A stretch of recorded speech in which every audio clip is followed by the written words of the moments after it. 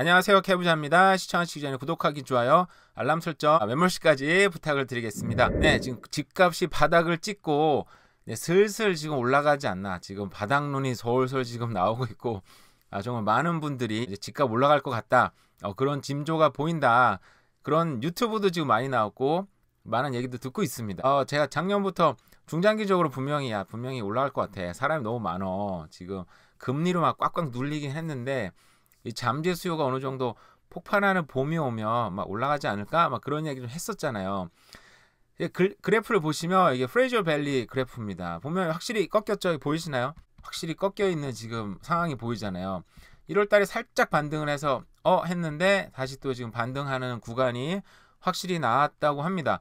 그래서 정말 이게 그건지, 정말 바닥을 찍은 건지, 아니면 소위 말하는 뭐 데드캣 바운드라고 고양이가 떨어지면 살짝 멀쩡한 척 보이다가 결국 죽어가는 주식에서 많이 얘기하는 용어긴 한데, 뭐 그런 건지 보도록 하겠습니다. 광역 밴쿠버 주택시장 저점 도달, 거래량, 집값, 고개를 살짝 들었다고 합니다. 아까는 프레이저 밸리 봤지만 광역 밴쿠버도 마찬가지라고 합니다. 자, 2월 주택 거래 가격 아주 미세한 증가가 있다고 해서 반등론이 솔솔 나온다고 하고요.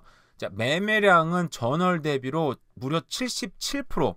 그전에 완전히 거래량이 반토막 나가지고 엄청 떨어졌었는데, 집값도 1.1%. 적은 거긴 한데 그래도 1.1%면은 굉장히 큰 겁니다. 1월 달에 1%면 굉장히 큰 거긴 해요, 사실은. 2월 주택 파면 전년 동기로 해서는 여전히 47.2% 감소했다고 합니다. 작년 2월 달이 어떻게 주택 시장이 피크였을 때잖아요. 그때 대비로는 여전히 반토막 정도 났지만 지난달에 비하면 또 40몇 프로 이상 증가한 게 나왔고요. 판매량 역사적으로 지금 낮은 때예요. 사실은 겨울이잖아요. 우리 겨울은 늘 비가 오고 사실 이사 가기가 좋은 때는 아니고, 사실 제일 많이 팔릴 때가 이제 방학하기 직전에, 그런 이제 봄하고 여름 직전이 아니겠습니까? 굉장히 포지티브한 뉴스가 나오기는 했어요. 보니까 신규 매물이 계속 낮은 수준을 유지함에 따라서 거래량이 아직 평년 수준을 회복하지는 못하고 있다고 합니다. 다만 평균 이하의 거래 활동으로 인해 재고가 축적되고 있어서 재고는 여전히 쌓이고 있습니다. 그래서 셀러스 마켓으로 너무 가지는 않고 있고, 밸런스 마켓에 살짝 걸쳐진 상황으로 지금 유지가 되고 있다는 거죠. 현재 데이터와 시장 활동은 주택 가격이 안정화되고 있음을, 너무 떨어지지도 않고 그렇다고 올라가지도 않고 어느 정도 안정화되고 있음을 보여주고 있고요. 그리고 모기지 금리가 안정적으로 유지가 된다면, 이제 대외 변수가 확실히 하나가 없어지면은 올 봄에는 완만한 가격 상승을 볼 수도 있을 것 같다. 네, 이거 지금 많은 사람들이 예상을 하고 있는 부분이기는 하죠. 프레이저 밸리 한번 보도록 하겠습니다. 프레이저 밸리는 안정적, 매매자에게 기회다, 금리 인상 중단에 시장에 긍정적인 신호들이 나타나고 있다고 합니다. 아까 얘기한 대로 이제 대외 변수가 하나 제일 중요한 게 없어졌으니까 이제는 들어갈 때가 됐다, 많이 떨어졌다, 충분히 얘기할 수 있겠죠. 자, 프레이저 밸리도 1월과 비교했을 때는 43.5%가 증가했다고 합니다. 근데 작년 2월 달에 비해서 여전히 절반 수준에 못 미친다. 그러니까 메트로 밴쿠버나 프레이저 밸리나 움직임은 얼추 비슷하게 움직이고 있는 것 같아요. 거리상으로 크게 멀지도 않으니까 어느 정도 비슷한 움직임이 나타나는 것 같아요. 자, 몇 개월 동안은 시장의 불확실성으로 시장을 방관하는 잠재 구매자들이 많았는데, 이제는 그래도 막 10%, 20%, 30% 떨어진 데도 있고, 그리고 시장 금리 인상이 중단되거나 아니면 올라도 한번 정말 오르고 아무리 안정적으로 될 것 같으니까 이제는 그럼 확실하게 자기가 살 수 있는 금액이 딱 나오잖아요. 그죠? 그러니까 거기에 맞춰서 살 수 있는 것들이 나오겠죠?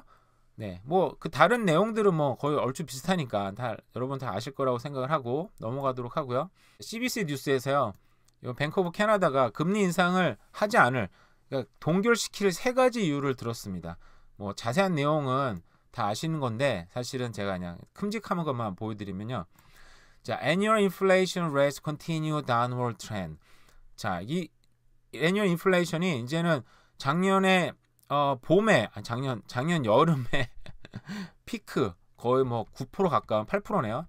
8%를 찍고 어쨌든 점점 좀 떨어지면서 이제는 5.9%까지 떨어졌습니다. 그러니까 어쨌든 다운 트렌드가 있는데, 여기 경제도 사실 좀 많이 어려워졌거든요. 여기서 한번 더 금리를 올렸다가 너무 힘들어질 수 있고, 지금 한 번 더 올렸다가 경기가 너무 추락하면 또 이 부양시키기도 또 어려운 일이다 보니까 지금 어쨌든 잘 떨어지고 있는데 여기서 그냥 냅두면 되지 않을까라는 게 첫 번째 이유입니다. 두 번째 이유로는요, 일단 GDP가 점점 약해지고 있다. 그래서 앞으로는 지금 0%의 성장률이 확실히 눈앞에 보인다는 거죠. 그러니까 0%고 그 다음에 이제 마이너스도 사실 예측이 되고 있는 가운데, 아까 얘기한 대로 여기서 한 번 더 올려서 경제가 서서히 어쨌든 추락하고 있는데 여기서 목을 확 조를 필요까지는 없잖아요, 그죠? 근데 목 졸렸다가 숨이 막혀버리면 다시 살리는데 굉장히 어려울 수 있다 보니까 이 경기가 이렇게 막 이 작은 보트가 아니다 보니까 샥샥샥 자기 못합니다. 이 경기라는 건 정말 큰 전함이라고 많이 비유를 하더라고요.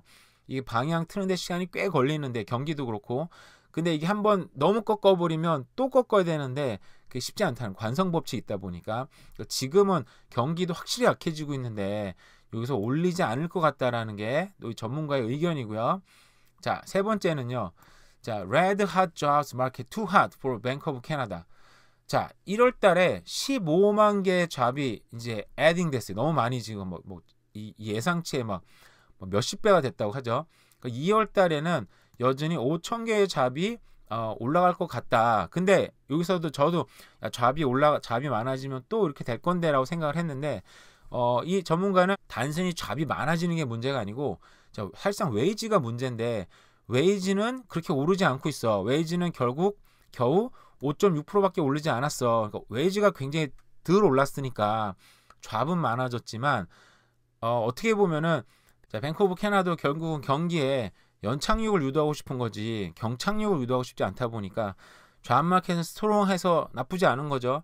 근데 임금이 오르지 않으니까 이 서서히 경기를 낮추는 효과가 있을 수 있다라는 얘기인 것 같아요.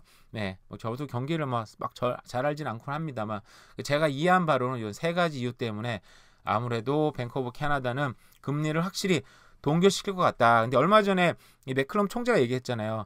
이게 기업들이 너무 이익만 추구하면 안 된다. 그러니까 이 작년에 보니까 뭐 랩로나 뭐 월마트 이런 유통업체들이 돈을 엄청나게 벌었어요. 그러니까 얘네들이 실제로 당연히 얘네들 물건을 사는 값은 오른 건 맞는데 그거보다 훨씬 더 소비재 가격이 올려버린 거죠. 거기에서 나온 이익이 어마어마했었는데, 그런 거 이익을 더 니네가 물가 따라서 계속 물가 올리면 나도 협박인 건지 어떻게인지 나도 그럼 금리 올릴 거야 얘기를 했습니다. 그래서 어떻게 보면은 다른 요소는 괜찮은데 올리지 않을 것 같은데, 기업들이 너무 어떤 탐욕적인 이익을 추구하는 모습 보이지 않는다면 올리지 않겠어라고 얘기했어요. 그러니까 물가가 어떻게 보면 유통업체들이나 어떤 중간 업체들이 물가를 너무 올리지 않으면 물가도 유지가 되는 것 같은 생각이 듭니다. 근데 제가 여기서 집값이 오르나 마네, 부동산 뭐 전문가도 아니고 뭐 경제 전문가도 아니어서 이거 오르고 내리고가 중요한 게 아니고, 저도 이제 경험을 해보니까 집을 여러 차례 사보고 뭐 팔아보기도 하고 렌트도 주고 뭐 모기지도 못 받아고 사채도 써보고 많은 경험이 좀 쌓이다 보니까 드는 생각이 그거더라고요. 지금 이게 부집값이 오르고 내리고 많은 사람들이 오른다고 얘기를 하는데 일단은 집이 주택 거래가 많아지면은 이익을 보는 사람도 있습니다. 그래서 집값이 오르든 내리든 중요한 게 아니고, 어쨌든 거래가 활발하게 이루어지면 아까 얘기했던 뭐 저런 부동산 밸리 프레이저 광역 밴쿠버 프레이저 밸리의 그런 부동산 업체들 같은 경우에는 다행히 이익을 보죠. 사람들이 이사를 많이 다니면 거기에 관련된 경기 업체들이 이익을 보기 시작하고 경기가 활성화가 됩니다. 그러면 참 좋은 거죠. 근데 또 투자하는 입장에서는 집값이 오르든 내리든 그보다 더 중요한 게 있더라고요. 보니까 결국은 이거 맞추지 못합니다. 지금 지금이 바닥인지 아니면 지금 상승장이 돌아섰는지 아니면 하락장인지는 정말 시간이 지나봐야 아는 거예요. 이거는 뭐 지금 시장 내에 들어온 사람들은 맞춘다? 글쎄요, 모르겠어요. 저도 주식을 좀 해보긴 했었었는데, 이 맞추는 게 확률적으로 뭐 어떻게 보면 확률이 50%잖아요. 오르거나 떨어지거나 50%입니다. 근데 이게 오를 때 맞추고 몇 번 맞춰요. 근데 한 번 틀리면 지금까지 번 돈 싹 날리는 게 투자의 세계거든요. 그래서 오르고 내리고를 맞추는 것보다 훨씬 더 중요한 건 오르든지 내리든지 그걸 버틸 수 있는 힘이라는 생각이 들더라고요. 왜냐 마켓에서 오래 버티는 사람이 결국은 승리자가 되고 마켓에 오래 버텨야 결국은 그 상승장의 그 희열을 맛볼 수도 있는 건데 그걸 못 버티고 지금도 많은 사람들이 지금 파산을 하고 있습니다. 1월 달에 개인 파산율이 33%나 증가했다고 해요. 기업 파산도 55.4%가 늘어났다고 합니다. 사실은 저도 지금 뭐 사채를 써보면서 개인 파산에 정말 눈앞까지 갔다가 결국 뭐 렌트가 잘 맞춰지면서 개인 파산이 이제 완전 없어진 그 가능성이 완전 없어진 건 아니고 어느 정도 좀 밀린 거죠. 뒤로 한 1년 정도 뒤로 밀린 거죠. 그 뒤로 상황이 다 제가 여건이 좋아지면 확실히 안정권이 될 텐데 사실 느끼는 거는 이런 개인 파산자 만약 이런 개인 파산자들 저 작년에 6,566명보다 1,859명 그러니까 33% 거의 지금 뭐 한 9,000명 정도가 된 거죠. 이런 개인 파산 수가 증가했다고 합니다. 이런 개인 파산하는 사람뿐만 아니라 파산을 눈앞에 보고 있는 사람들 혹은 인플레이션으로 힘들어진 사람들 금리가 올라가지고 저 같은 경우도 매달 거의 900불 가까이를 더 내고 있는데 여기서 이걸 못 내서 빚도 쓰다 못해가지고 아 정말 힘들다 집을 빨리 던져야 되는 사람들 이런 사람까지 다 합하면 사실 힘든 사람들은 굉장히 많이 있는 거잖아요. 그죠? 그래서 정말 확실히 생각이 드는 건 저거 맞추는 건 정말 크게 의미가 없습니다. 그리고 맞춘다고 하는 사람들도 몇 번 맞춰도 결국 틀립니다. 근데 한 번 틀릴 때 그동안 번 돈 뭐 다 날리는 경우 정말 너무 많은 경우도 봤고 저도 그랬고 그러다 보니까 맞추는 것보다는 결국은 오르든 내리든 내가 버티는 힘을 길러야 된다. 그게 핵심이라는 생각이 사실 많이 들어요. 근데 이게 참 경험이 쌓이다 보니까 느끼는 건데 사실 이런 얘기는 분들이 유튜브나 이런 책이나 많이 봤지만 확실히 와닿지 않았는데 결국 좀 경험이 쌓이고 좀 나이가 먹다 보니까 아 그게 중요한 거 확실히 이런 거구나 라는 생각이 좀 들긴 합니다. 자, 은퇴자들이 리버스 모기지가 30%가 증가했다고 합니다. 집값이 떨어졌다고 하지만 지금 집값이 어떻게 보면 역대급으로 지금 높은 상황이잖아요. 근데 이때 리버스 모기지를 해야 돈을 가장 많이 받을 수 있어요. 그 리버스 모기지를 한번 하고 나면 집값이 떨어져도 했을 당시에 집값으로 모든 게 계산되기 때문에 뭐 큰 부담이 없습니다. 그죠? 그리고 요즘에 금리도 오르고 그리고 뭐 인플레이션 엄청 드셌죠. 그러다 보니까 아무래도 이거 하시는 분들은 55세 인구다 보니까 나이가 좀 중장년층인 거잖아요. 그러다 보니까 이때 생활비도 없는데 리버스 모기지 집값이 가장 높을 때 리버스 모기지를 해버려 가지고 가장 돈도 많이 받고 좀 여유로운 생활을 하기 위한 그런 생각으로 듭니다. 이게 집이 하나만 있으면 좀 아쉽기는 하잖아요. 그죠? 그 자녀들도 그 집을 좀 받고 싶을 텐데 그래서 집이 좀 여러 개 있는 상황에서 집 하나를 살면서 주거주구로 살면서 이거 리버스 모기지를 하면 자연스럽게 집을 이제 소진하는 거죠. 집값을 소진하면서 거기 안정적으로 살게 되니까 어떻게 보면 좀 나쁘지 않은 프로그램이라고 생각을 합니다. 예전에는 저거 난 죽어도 하지 말아야지 생각을 했었었는데 만약에 뭐 집이 그래도 뭐 두세 채 되는 상황에서 뭐 메인 큰 집은 뭐 물려주고 그죠? 그리고 좀 다운사이즈를 해가지고 근데 내가 생활비가 좀 모자라면 그 집을 이제 리버스 모기지로 하면 상대적으로 안정적인 뭐 노년 생활을 즐길 수 있지 않을까라는 생각도 해보긴 합니다. 요즘에 나이가 그렇게 많지는 않지만 요즘에 좀 이 은퇴 생활에 대해서 관심이 좀 많아지다 보니까 저런 걸 많이 생각을 하고 있습니다. 네. 오늘도 대략 둘러본 부동산 뉴스와 여러 가지 경제 뉴스였습니다. 오늘 하루도 잘 지내세요. 감사합니다. 해보자입니다. 시청하시기 전에 구독하기, 좋아요, 알람 설정 그리고 멤버십까지 부탁을 드리도록 하겠습니다. 선진국 중앙은행에서는 최초로 금리를 동결을 했습니다.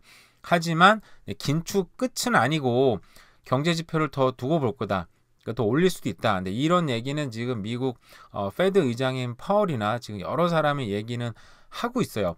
캐나다가 어떻게 보면 메이저 뱅크 중에는 선진국 중에는 제일 먼저 금리를 인상을 했잖아요. 근데 가장 먼저 지금 동결을 한 게 굉장히 선제적으로 먼저 지금 움직이지 않나라고 생각이 드는데 마찬가지로 정말 많은 전문가들이 예측한 대로 인플레이션이 조금씩은 완화되기 시작을 했고요. 그리고 GDP 성장이 0% 성장으로 마이너스 성장을 또 눈앞에 보고 있죠. 그러다 보니까 이제 여기서 더 한 번 더 올렸다가 어떻게 보면 조금 시름시름 앓고 있는데 목을 확 졸라버리는 격이 될까봐 그때 또 부양책을 써야 되는데 또 부양책을 쓰느니 일단 상황을 보자 뭐 간 것 같아요. 지난 1월 달에 실업률이 5%, 고용 시장은 여전히 엄청나게 강세를 보이고 있는데 5%면 사실은 어떻게 보면 자연 실업률하고 되게 가까운 편이라서 사람 구하는 게 쉽지 않고 노동 시장이 굉장히 어떻게 보면 굉장히 경직된 상황이다 보니까 지금 경제가 지금 막 떨어진다고 얘기하기도 애매한데 이 상태가 어떻게 보면은 연착륙시키기에 굉장히 이상적인 상황으로 보이지 않나라는 생각이 듭니다. 근데 파월 의장 같은 경우도 3월 연방공개시장위원회에서 금리 인상폭이 아직 결정되지 않았고 앞으로 나올 지표에 달렸다. 이게 조금 제가 볼 때는 정말 조금이라도 빈틈을 보여주면 어떻게 보면 자산 시장이 막 또 지금 분위기가 지금 어떻게 보면 축제 직전의 분위기 다시 이제 오른다. 제가 좀 얘기를 하지만 오르는 게 별로 중요한 것 같지는 않아요. 오르든 떨어지든 자기가 얼마나 준비가 됐는지 그리고 어떤 시장에서 버텨낼 수 있는지 물론 오르기 전에 사는 게 제일 좋긴 하지만 몇 번 맞추고 한 번 틀리면 폭삭 망하는 게 자산 시장에서 투자 시장의 운명인 것 같아요. 그래서 오르는 걸 맞추는 것보다는 내가 버틸 수 있는 힘이 더 중요하다는 생각이 많이 들더라고요. 그래야 틀려도 살아남을 수 있으니까 우리가 살아남아야 나중에 오는 영광을 맞든 살아남아야 우리가 나중에 오는 큰 자산의 어떤 축복을 맞든 하는 거 아니겠습니까? 그죠? 중간에 포기하고 넘어지고 던져버리거나 망해버리면 아무도 못합니다. 네, 그래서 일단은 미국 같은 경우도 뭐 5.5% 넘길 수도 있고 6%도 갈 수도 있다 막 얘기가 나옵니다. 네, 그러니까 6% 넘어도 될 거라는 6% 넘어도 살 수 있다라는 그런 준비를 좀 하셔야 될 것 같고요. 시장 지표들이 과연 어떻게 나올 것인가. 근데 이제 자산 같은 경우에는 주식 시장은 하락을 맞고 있습니다. 파월 의장이 좀 얘기한 것도 있고 여러 가지 지금 출렁출렁 하고 있는 상황들, 주식도 지금 어떻게 보면 주식은 선제적으로 움직이는 건데 상황들이 뭐 이렇게 왔다 갔다 하고 있는 것 같아요. 제가 볼 땐 이런 어떻게 보면은 사람들이 지금 바닥이네, 너 떨어지네, 오르네 하는데 저도 주식 정말 아주 초보적인 뭐 여러 가지 해서 손해도 뭐 보긴 했지만 생각해 봤을 때 시장 가운데 있을 때는 정말 모릅니다. 그거 맞추는 사람들은 정말 극강 최고 고수라든지 그런 사람 아니고서는 시장 한가운데 있을 때는 사실 맞추지 못하고요. 시간이 지난 다음엔 그때가 바닥이었네, 그때가 오르기 시작하는 거였네, 결국은 오르기 전까지 버텨야 됩니다. 그리고 트루도는 중국이 선거 개입의 진상을 밝힌다고 합니다. 이거 저도 요즘에 뉴스 잘 안 봐가지고 몰랐는데 제 아들이 와가지고 막 물어보더라고요. 그래서 뭐 중국은 항상 개입해 왔는데 그죠? 중국 한국 선거에도 뭐 대놓고 개입을 하려고 그러죠. 뭐 누구 뽑지 말아라 막 이런 식으로 개입을 했던 것 같은데 당연히 러시아나 중국이나 늘 어떤 개입을 하려고 하다 보니까 늘 개입해 왔는데 뭐가 문제지? 근데 트루도가 생각보다는 중국에 대해 강경 노선을 펼치고 있어서 중국이 그래도 트루도를 도와줬나? 기사를 읽어보니까 보수당 입장에서는 아무래도 보수당보다는 그래도 자유당이 낫다 보니까 중국을 도와줬다고 얘기를 하는 것 같아요. 아마 그러지 않았을까 싶어요. 저도 보면은 뭐 어쨌든 전체 시장의 판도를 선거의 판도를 바뀔 수는 없었지만 뭐 보수당 주장에서는 최소 7, 8개석의 의석을 이거는 이제 개인한테 주는 것도 있지만 당한테 주는 것도 있으니까 뺏기지 않았나라고 얘기를 하는 것 같아요. 아마 중국 입장에서는 그나마 자유당 트루도를 뽑아주는 게 전체적으로 낫지 않았나, 뭐 개입을 아마 했겠죠. 지금 뭐 비밀 경찰서도 운영을 하고 뭐 정말 전 세계 어떤 자기네 영향력을 발휘하려고 늘 연구하는, 늘 노력하는 몸부림치는 중국이다 보니까 러시아나 아마 분명히 개입을 했는데 트루도 입장에서는 본인이 요청하지 않았는데 자기를 도와줘서 애매하긴 하겠네요, 입장이. 어쨌든 저런 거 조사를 해서 잘 밝혀져서 다음에 못하게끔 하면 되겠죠. 근데 뭐 사람들 써서 댓글 조작하고 뉴스 조작하고 하는 거는 정말 이거는 쉽지 않겠죠. 뭐 어떻게 보면은 이 반대파, 만약 보수당이 그게 억울하다면 보수당도 그런 네티즌 부대들 여론 조작이 아니라 여론을 선도할 수 있는 그런 많은 뭐 댓글이라든지 유튜버라든지 뭐 인플루언서들을 많이 자기 편으로 끌어들이는 게 더 빠르지 않을까라는 개인적인 생각은 해봐요. 썰이 재산세가 오늘 벤조선에서 다 나오네요. 썰이 재산세가 17%에서 12.5%로 낮춰준다고 합니다. 정말 이거 제가 또 뭐 다들 생각했겠죠. 이렇게 한번 질러놓고 좀 낮춰주면 우리 일반 시민들, 뭐 우리 강아지 소 같은 일반 시민들은 아유 다행이다 그럴 테고, 분명히 제가 저 나왔을 때 다른 시들은 저거보다 조금 낮춰서 올릴 거다 그러면 아유 써리보단 덜 올리네 만족할 거다 그랬는데 네, 랭리도 11%, 포트무디 11%, 밴쿠버시의 10.7%, 나머지 지자체도 10% 가까운 거 인상을 한다고 합니다. 네, 써리가 총대를 맸네요. 네, 써리 왜 그러죠? 배가 부른 건지 어떻게 보면은 뭐 써리가 굉장히 넓은데 써리가 지금 많이 개발되다 보니까 이번에 써리 재정이 아마 저렇게 재산세 좀 올려야지 재산세가 엄청나게 거둬져서 그렇게 되면 아마 그게 뭐 써리 인프라에 투자가 된다면 뭐 어떻게 보면 뭐 좋은 건데 당장 돈을 많이 내야 되는 입장에서도 좋지는 않 썩히 쉽게 받아들인 입장이진 않긴 하네요. 어쨌든 네, 인플레 중 폭리 의혹 네, 식품 기업들 대표적으로 랩로, 슈퍼스토어나 드럭스토어, 드럭마트를 갖고 있고 지금 랩로가 TNT도 인수했죠 몇 년 전에. 네, 그래서 굉장히 뭐 어떻게 보면 캐나다의 최고 공용 유통기업인데요. 이런 러블러, 메트로, 엠파이어 같은 경우에도 어쨌든 큰 기업 중에 하나 세 개입니다. 어쨌든 불려가서 혼났다고 합니다. 왜 이렇게 막 폭리를 취했니? 폭리를 취했다라기보다는 시대에 맞게 지금 그렇게 될 수밖에 없었던 것 같긴 한데 어쨌든 저는 이제 이런 그 하원 의원들 불려가서 청문회 받고 좀 혼을 나야 아무래도 좀 조금 눈치를 보면 좀 덜 올리겠죠. 근데 이렇게 돼야 지금 여기 저는 이게 서로 간에 발을 맞췄다고 생각을 해요. 지금 캐나다 중앙은행에서 금리를 동결했잖아요. 금리를 동결했는데 기업들이 물가를 계속 올려야 되는 입장인 것 같긴 한데 계속 올려버리면 안 되니까 한쪽에 그걸 법으로 강제할 수는 없으니까 저렇게 CEO들 불러가지고 막 홍군형을 내는 그런 퍼포먼스를 좀 보여주고 한쪽에서는 자 이렇게 됐으니까 물가 안 오를 것 같아. 그러니까 이제 임금도 조금 올리는 걸 낮추자 아니면 그냥 동결로 가자. 그런 어떤 여러 가지 지금 염두를 두고 생각을 하고 그런 수를 지금 진행하는 게 아닐까라는 생각은 듭니다. 네, 한국의 비빔밥은 옛날이고 요즘에 떡볶이가 많이 유행을 한다고 합니다. 근데 외국인들이 제가 봤을 때는 기본적으로 떡을 싫어요. 스티키한 거에 대해서 굉장히 싫어하더라고요. 옛날부터.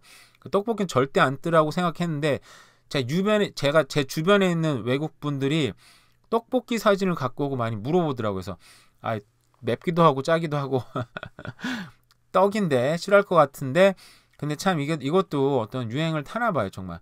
사실 저도 이거 보면서 저런 것도 유행을 타는구나. 자산도 유행을 타고 결국은 돈도 유행을 타는구나 뭐 생각을 하긴 했었는데 결국은 떡볶이가 요즘에는 좀 쿨한 음식이 된 것 같아요. 그리고 인플루언서들이 먹고 뭐 방탄소년단 지민도 먹는다고 해서 뉴욕에서는 떡볶이 전문 레스토랑이 2022년 11달 얼마 안 됐네요. 근데 2월달 두 번째 지점까지 오픈한다고 합니다. 네, 이게 그렇다고 또 떡볶이 시장 또 막 함부로 뛰어들면 안 되겠죠. 이런 거는 한번 빵 터지면 빡 떴다 확 지니까 물론 거기서 살아남으면 계속 살아남는 건데 내가 살아남는다는 보장은 없으니까 갑자기 이거 보시고 저도 떡볶이를 해볼까 생각을 했었는데 이거 한번 하면 안 될 것 같아요. 토론토 외곽 집값이 큰 폭으로 하락 전망이 나왔다고 합니다. 그래서 정말 또 이 영국에 또 이름 없는 연구소에서 해놨나 싶었더니 기사를 보니까 세상에 데자르딩에서 보고서가 나왔대요. 제가 원문을 찾아보려다가 많이 귀찮은 관계로 찾아보진 않았습니다. 지난 3월과 비교해 25% 낮을 것. 그러니까 지금까지 한 15% 떨어졌으니까 앞으로 10%? 그러니까 지역별로 다를 테지만 좀 더 떨어진다라고 얘기를 하는 것 같은데 그리고 데자르딩스면 그래도 좀 나름대로 이름 없는 데는 아니고 이름 있는 기업에서 지금 보고서가 나왔다고 합니다. 코로나 속에 좀 더 넓고 쾌적한 주택 환경을 찾아서 외곽으로 이주한 사례가 급증을 했는데 이제는 시장이 냉각되면서 큰 폭으로 떨어진다.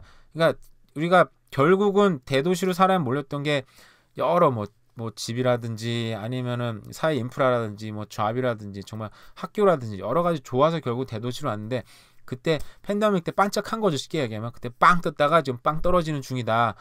이때 거품이 좀 꺼지면서 주택 가격이 크게 하락하고 있다. 그래서 토론토 외곽 지역에는 뭐 거의 40% 가까이 떨어진 지역도 있다고 합니다. 외곽으로 나가신 분들 같은 경우에는 뭐 자기가 확실히 라이프 스타일이 저런 걸 원하시는 분들 같은 경우 집값이 떨어져도 장기 거주하시면 되는 거니까 그죠? 근데 어떻게 보면 외곽에 사실 분들은 지금 사면 좋겠네요. 그죠? 올해 같은 경우에 뭐 50%까지 떨어진다고 하니까 준비를 잘 하시고 사면 좋을 것 같네요. 이건 그냥 제가 좀 재밌어서 갖고 와봤어요. 밴쿠버의 렌탈이 밀빙룸에 사는 건데 여기다 에어 매트리스를 갖다 놓고 750불에 판다고 합니다. 이거는 사생활 없는 거잖아요. 저도 옛날에 유학할 때 이렇게 거실에서 사는 사람도 많이 있었어요. 저는 그렇게 살아보진 않았는데 이제 저 아는 사람이랑 이제 룸을 쉐어를 해서 살았는데 되게 싸게 살았죠. 당시에. 근데 이 거실에 사는 분들도 많더라고요. 근데 거실에 여자분들이 사는 경우도 봤고, 이 컴파트먼트를 컨텐 쳐가지고 살고, 화장실 하나 방에는 남자분들 살고 거실에 여자분들 살고 이렇게 사는 경우도 많이 있었었는데, 그 당시 가격은 근데 굉장히 쌌는데 750불까지 올랐다고 합니다. 이 정도로 렌트가 거세게 지금 어마어마한 지금 가격에 나오고 있다. 이렇게 없애면 이렇게 또 넓은 또 거실이 있는데 여기 에어 매트리스를 넣어 놓으면 또 없애기도 하고 넣기도 하는 건가요? 굉장히 귀찮을 것 같은데, 저 펌프기로 하는 것도 힘들고 기계로 해야 될 텐데, 그죠? 화장실은 당연히 뭐 쉐어를 쓰는 거고, 이게 젊을 때는 이게 재미있을 때도 있더라고요. 재밌게 같이 거실에서 뭐 놀기도 하고 게임도 하고 밥도 먹고 뭐 파티도 하고 하다가, 물론 나이 먹어서는 저렇게 살 수 없겠지만 젊은 날에는 저렇게 한 번쯤 살아보는 것도, 돈 아끼는 건 나쁘지 않다는 생각은 들었어요. 근데 요즘은 이 정도까지 왔구나 싶어서 한번 갖고 와봤습니다.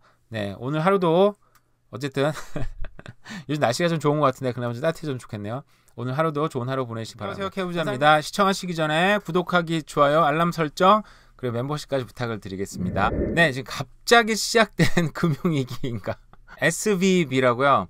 그 실리콘밸리 뱅크인데 이제 지역은행들이 많이 있잖아요. 살고 있는 밴쿠버에도 뭐 크레딧 유니온 같은 지역은행들이 많이 있는데요. 이 SVB라는 은행에서는 지금 하루 사이에 주가가 60%. 야, 여기 정말 공매도 노는 사람들은 뭐 어마어마한 갑자기 돈을 벌었을 것 같은데, 와, 갑자기 60% 떨어지고요.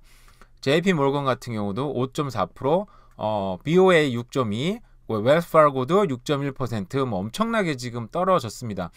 뱅크런 위기가 왔어요. 우리가 뱅크런 위기라고 하면은 정말 후진국에서나 일어날까 말까 한 이런 일들이잖아요. 사실은 듣기에 뭐 중국에서 한번 있었고, 그리고 뭐 그리스에서 한번 막 뱅크런이 오네 마네 막 그랬었는데, 얼마 전에 작년에 그랬나요? 그랬는데 미국에 있는 은행에서 뱅크런 위기 때문에 지금 영업 정지를 시켜놨습니다. 돈 못 빼가게 하려고. 야, 이게 저도 보면서, 야, 미국에서도 갑자기 이런 일이 생기는구나 세상에. 놀랍다라는 생각이 들더라고요. 월요일 날 다시 예금을 찾을 수 있다고 합니다. 지금 금요일이잖아요, 그죠? 그러니까 너무 사람들이 몰릴까봐 일단 금요일에 문 닫고. 근데 이게 큰 문제가 아닐 수 있는데, 사람들이 패닉돼서 막 하면은 그게 이제 여러 사람한테 상관없는 사람들도, 다른 은행이 예금자들도 막 난리칠 수 있으니까 일단은 좀 예방 차원에서 하는 것 같긴 한데, 그럼에도 불구하고 와, 정말 미국에서도 뱅크런을 막으려고 은행을 막는구나, 은행을 문을 닫아버리는구나, 중국인가 싶기도 하고 놀랍습니다. 네, 미국 금융주들이 검은 목요일이 왔는데요. 어제 있었던 일이죠. 지금 긴축이 부른 지금 검은 금요일이라고 합니다. 무슨 일이냐면은, 이게 미국 은행들도 예금금리랑 대출금리가 이제 편차가 있잖아요. 대출금리는 요즘 모기지만 해도 6% 가까이 되는데, 그죠? 그냥 라인 오브 크레딧 같은 경우 뭐 12% 막 이러잖아요, 요즘에. 그러다 보니까 12% 대출을 해주면 12% 돈을 버는데, 우리한테 예금은 사실은 진짜 1%도 안 되지 않나요? 지금 1% 나오는 데 있긴 있나요? 자, 요즘 잘 안 봐가지고. 어쨌든 그런 엄청 막 10% 차이는 그런 예대 마진을 먹고 사는 거기 때문에, 은행 같은 경우는 굉장히 어떻게 보면은 돈 먹고 돈 먹기인데, 은행은 문제가 뭐냐면 우리가 돈을 넣으면은 우리한테 주는 거 없습니다, 그죠? 아주 정말 쥐꼬리만한 이자를 주고, 그리고 종이 같은 것도 요즘 안 주잖아요, 인터넷으로 다 하니까. 그러니까 돈을 받고 종이 쪼가리 하나 주는 거죠. 옛날에도 예금 얼마나 됐습니다. 그래서 예금은 은행은 상품을 파는 곳이 아니잖아요. 그러다 보니까 어떻게 보면 돈이 막 넘쳐나는 곳인데, 얘네들도 어쨌든 채권을 많이 구입한 관계로 지금 채권 가격이 엄청 하락하다 보니까, 어떻게 보면 이제 얘네들도 이제 돈맥경화, 돈이 이제 막힌 거죠. 그래서 근데 은행들도 사실은 이런 경우를 대비를 해서 매도 가능 증권이라는 게 있습니다. 여기서 뭐 AFS라고 나오네요. 매도 가능 증권이 있어요. 은행마다 다 있습니다, 이거는. 그래서 이거는 현찰이 부족해지면 팔아서 쓰라고 정책적으로 만든 거예요. 저도 예전에 이거 들었었는데, 근데 사실은 예전에 듣고 까먹었는데 이번 다시 보고서 옛날에 저게 있었지 그 정도로 예상이 됐었는데, 어쨌든 이 SVB라는 은행이 이게 돈 없으니까 우리가 이거 좀 팔아가지고 좀 돈을 좀 만들어야 되겠어 라고 그러자마자, 아니 세상에, 은행이 돈이 없어서 저거 매도 가능 증권을 판다고 뭔가 큰 문제가 있나 보네 라고 해서 난리가 난 거죠. 다른 대형은행에는 뭐 큰 문제는 없다고 합니다. 그래서 이게 아마 한 해프닝으로 끝나지 않냐라는 얘기도 있고요. 근데 요즘에 사실은 사람들이 심리적으로 뭐 집값이 오르네 마네 막 얘기 많이 나오고 있는데, 사실 제가 볼 땐 그게 진짜 중요한 문제는 전혀 아니고요.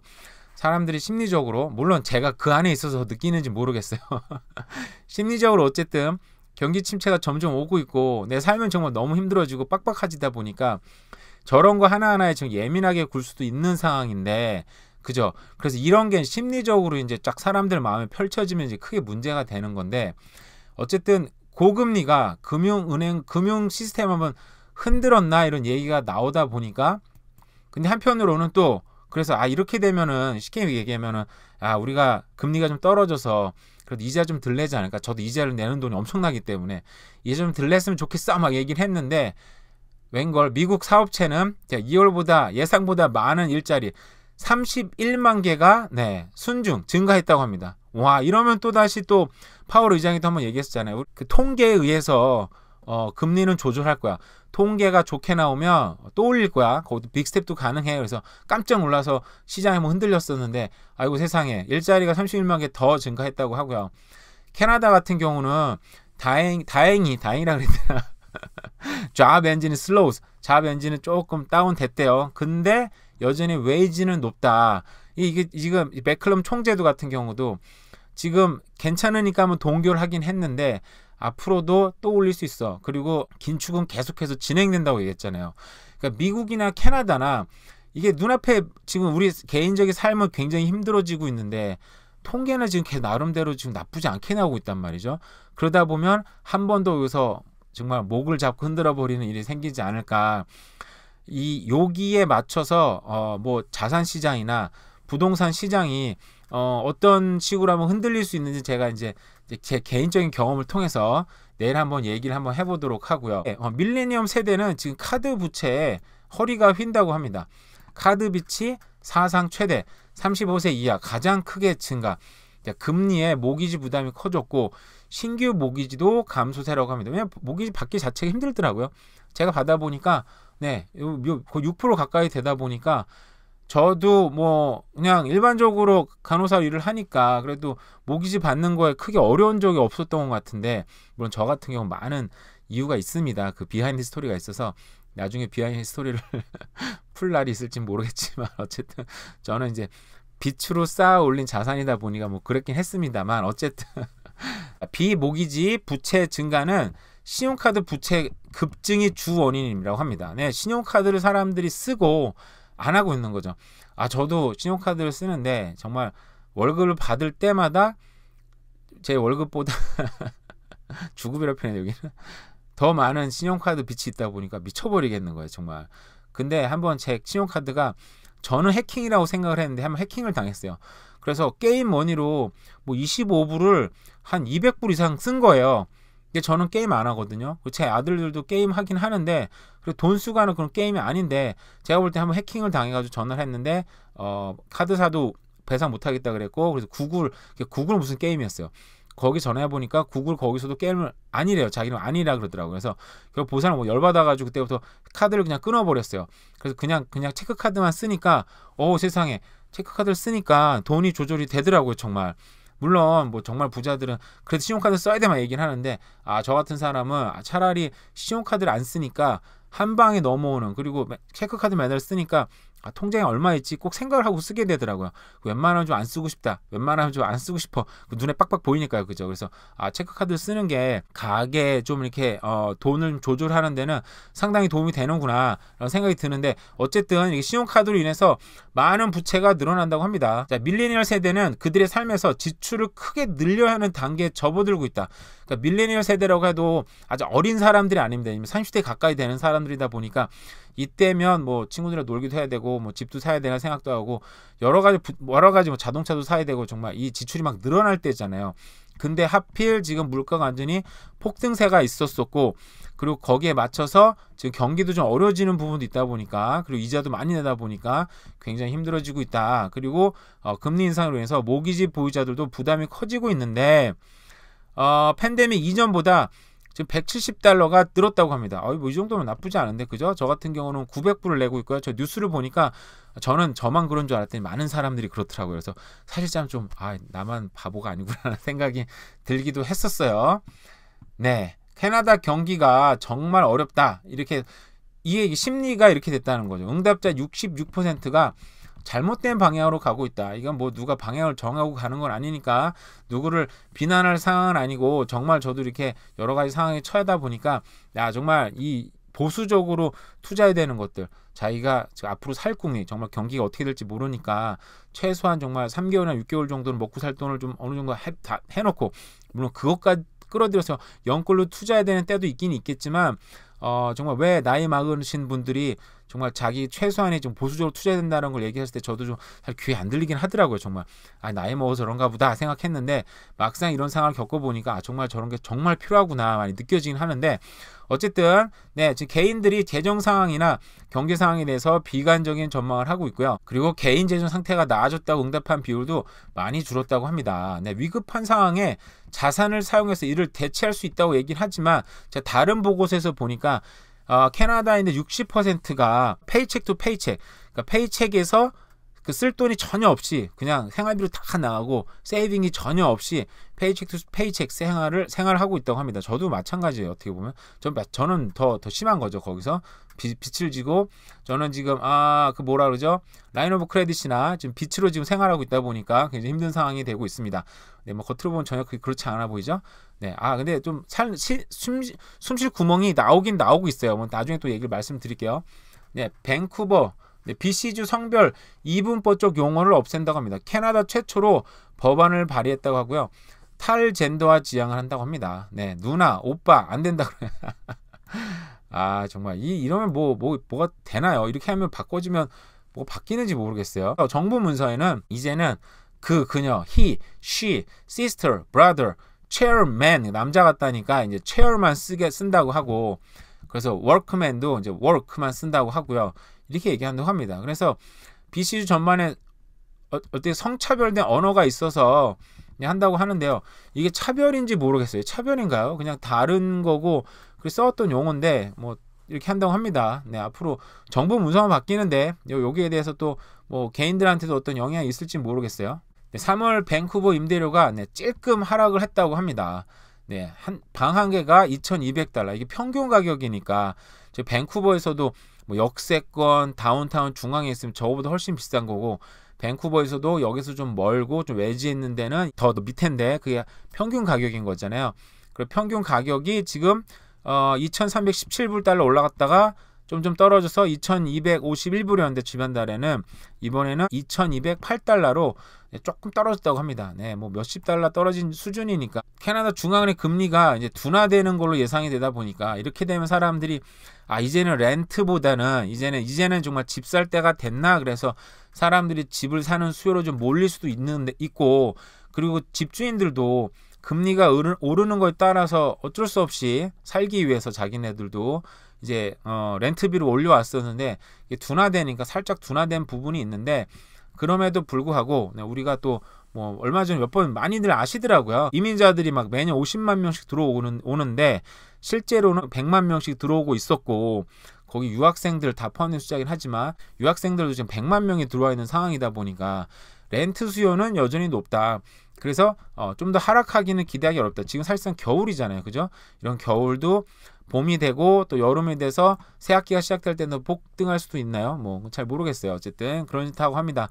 그럼 우리 밴쿠버 형제들, 밴쿠버, 웨스트 밴쿠버, 노스 밴쿠버, 버나비, 세계랜다. 전국에서 전국에서 1, 2, 3, 4등이 다 밴쿠버네요. 토론토 어디 갔죠? 토론토는 어디 갔나요? 세상에. 어쨌든 꼭 토론토가 끼더라도 우리 밴쿠버가 정말 버나비 포함해가지고 1, 2, 3, 4등 거의 차지하고 있어요. 오늘도 대략으로 살펴본 경제 뉴스와 오늘 하루도 잘 보내세요. 감사합니다. 안녕하세요. 부자입니다. 시청하시기 전에 구독하기, 좋아요 부탁드립니다. 지금은 제가 테넌트한테 급하게 연락을 받고 갔다 오는 길에 영상을 찍고 있는데요. 제 채널을 구독하시는 분들은 아실 거라고 생각이 드는데, 제가 얼마 전에 사채를 받고 작은 콘도를 구입을 하고 이제 테넌트를 이제 구했잖아요. 근데 테넌트가 1년짜리 계약을 맺었죠.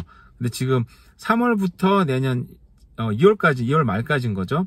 1년짜리 계약을 맺은 지 보면 얼마 안 됐는데 개인 사정이 생겨서 일단 나가고 싶다고 지금 연락을 받았어요. 저도 깜짝 놀라서 이런 일이 세상에. 지금 랜드로드가 캘거리부터 돼서 정말 여러 가지 일들 상황들 많이 겪긴 했었었는데 또 이렇게 금방 되니까 사실은 테넌트 받을 때 지금 이 친구들이 20대 초반이고 물론 풀타임이고 또 간호사 일을 하는 친구들이고 학교 졸업하고 사실 간호사 일하는 게 좀 쉽지는 않거든요. LPN으로 일하는 친구들인데 굉장히 복잡한 일들을 수행하는 일이다 보니까 그런 면에서 좀 또 간호사뿐만 아니라 어쨌든 그런 일 하는 친구들이다 보니까 그래도 이런 거 잘 알겠지라고 생각해서 했는데 근데 20대 초반에 사회 경험이 없다 보니까 좀 이런 렌트 계약이나 이런 걸 좀 문제가 생기지 않을까라고 좀 생각한 적이 있어요. 근데 아니나 다를까 지금 갑자기 좀 개인 사정이 있어서 여러 가지 집안 문제가 있어가지고 계약을 좀 가고 싶다. 깨는 건 아니죠. 저도 얘기는 했어요. 우리 1년 전에 계약을 이미 지금 맺은 상태다 보니까 존중을 해야 되고 그리고 네가 썸리스를 구하면 이제 그런 대신 그러면 이제 내가 그 테이크 오버 할 수 있다고 얘기는 했는데 기본적인 건 숙지를 했고 그 친구도 그걸 잘 알고 있고 그런 이런 무리를 일으키고 싶지 않고 자기들 최선을 다하고 싶다는 얘기는 했어요. 근데 문제가 그 친구들한테 썸리스를 찾으라고 얘기를 하면은 일반 사람들이 해본 적이 없다 보니까 이제 너무너무 힘들어하고 시간도 많이 걸리고 제가 볼 때는 정말 세워라 내워라 너무 답답한 거죠. 그래서 이 친구가 정말 문제가 생겨서 나가야 되는 일이 생기면은 이런 문제 고스란히 저한테 오는 문제들이기 때문에 어떤 상황이 될지는 더 얘기를 좀 해봐야 되겠지만 지금 상황에서는 물론 계약 1년짜리 있긴 하지만 확실히 100% 정해진 건 아니에요.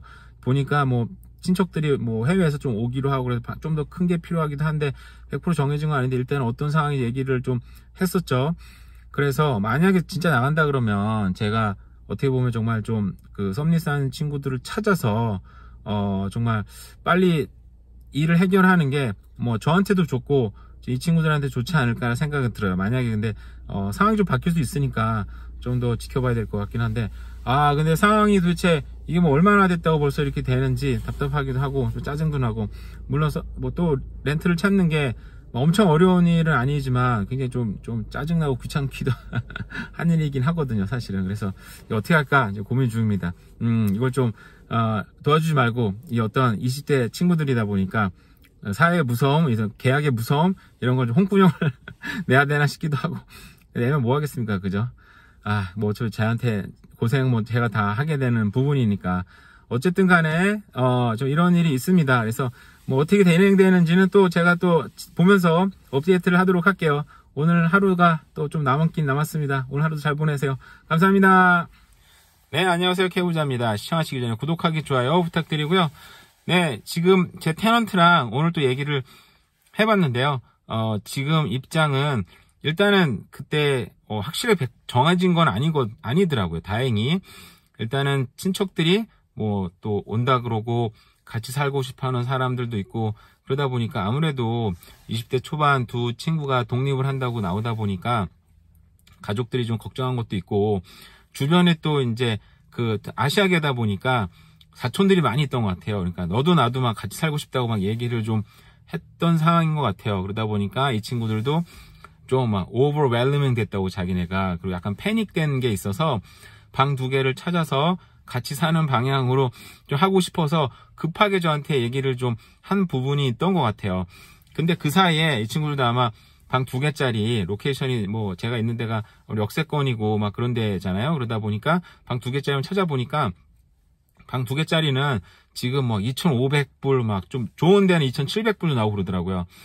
현실적으로 좀 너무 힘들잖아요. 또 그거는. 그리고 걔네들도 일을 해서 돈을 벌어야 되는데 아직 그런 상황도 아닌 것 같고 현실적으로 그러다 보니까 지금 꼭 나가야 되는 건 아니다. 그리고 다행히 요 나라에서 그래도 고등교육을 받고 그리고 풀타임을 일하는 친구이다 보니까 지금 상황이 쉽게 이렇게 막 깨고 나가고 하면 안 된다라는 걸 충분히 인식했던 상황이고요.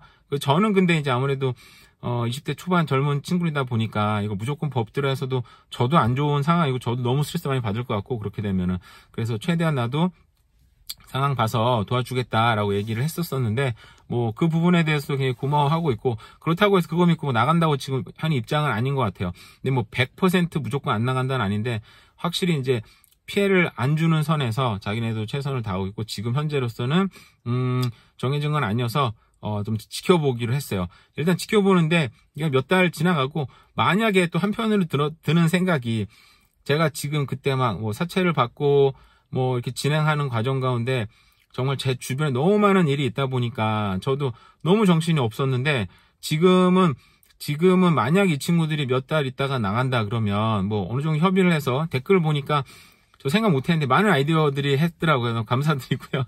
어느 정도 페널티를 주고 뭐 내보내자 뭐 이런 얘기 있더라고요. 그래서 그것도 하나의 방법이겠다라는 생각은 들었어요.